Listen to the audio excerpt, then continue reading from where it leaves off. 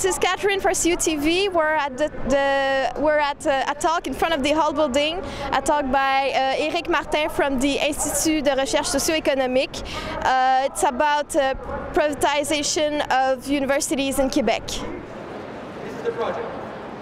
So you see it's a bit bigger than just a tuition hike. Well, of course, you know, the IRIS think tank that I belong to is a think tank that reflects on social policy and actually tries to help groups of the civil society and civil movements and women's groups and student groups and unions to have some numbers that they can use when they're trying to fight against the discourse of the capitalist hegemony, which produces all these statistics to confuse people and pretend that we can't do anything else and we have no choice to privatize everything. So our job is to say, no, no, no. There are ways to finance education better and so forth. But today, I think that I spoke much more as a professor of philosophy that is very angry with what we're doing with students and the contempt that we're showing our students and the destruction of the public education. So today I didn't give any numbers because I think I was mainly talking from my standpoint of professor because I was very, of course, more political than I usually am when I talk about numbers, but I can't stay silent in these times and we have to take sides. And there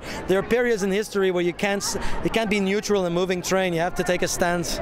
I think that alternative media is very, very important for people to actually get the facts and to have a place to express themselves and also have some political analysis, which is really lacking in our mainstream media, especially in Quebec, where the situation of the concentration of the press is dramatic.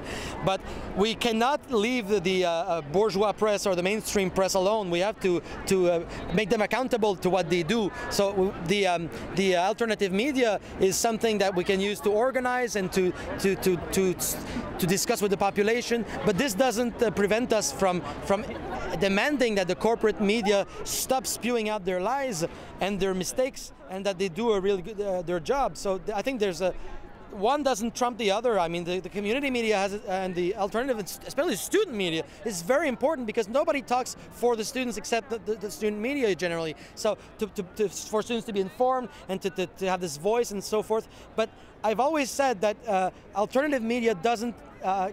It can't change the fact that there are corporate media out there. We need to recognize that they exist and that they really generally do appalling stuff, but we have to make them accountable for what they do and make them change because I'm not sure whether we'll be able to do so, but we can't just leave them unpunished for what they do. So.